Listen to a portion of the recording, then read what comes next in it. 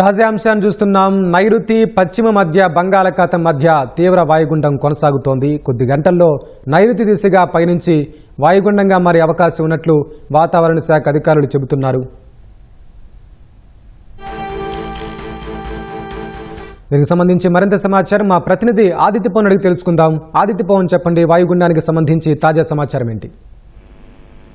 ప్రస్తుతం దిత్వ అవశేషం తీవ్ర వాయుగుండంగా నైరుతి బంగాళాఖాతం మరియు తమిళనాడు పుదుచ్చేరి పరిసర సమీపంలో తీరానికి సమీపంలో ప్రయాణం చేస్తుంది.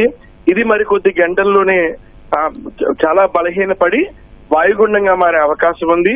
వాయుగుండంగా మారినా కూడా ఇది తమిళనాడు పుదుచ్చేరి దక్షిణ కోస్తా పరిసర ప్రాంతాల్లోనే ఉంటుంది కాబట్టి దీని ప్రభావం మరో 24 గంటల పాటు కోస్తాంధ్ర మీద కనిపిస్తుంది.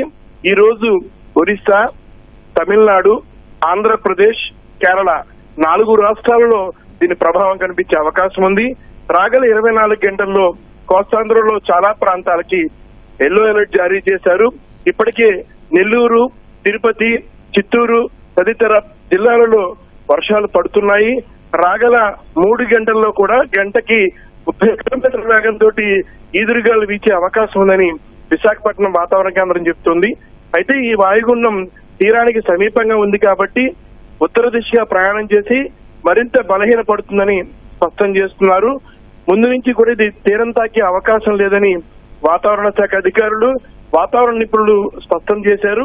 ఆ రీతిలోనే ప్రస్తుతం దిత్వ అవశేషం కొద్ది గంటల్లోనే వాయుగుండంగా మారి మరింత బలహీనపడి సముద్ర గర్భంలోనే ఇది పూర్తిగా బలహీనపడుతుందనే అంశాన్ని స్పష్టం చేస్తున్నారు. ధన్యవాదాలు ఆదిత్య పవన్.